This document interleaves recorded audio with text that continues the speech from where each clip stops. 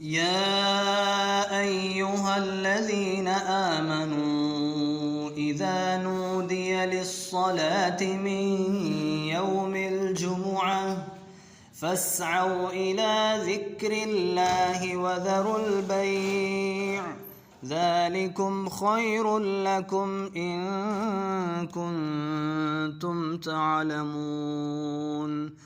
فإذا قضيت الصلاة فانتشروا في الأرض وابتغوا من فضل الله واذكروا الله كثيرا لعلكم تفلحون.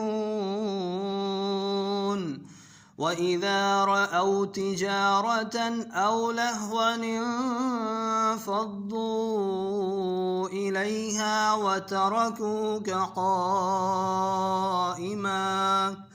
قل ما عند الله خير من اللهو ومن التجارة والله خير الرازقين.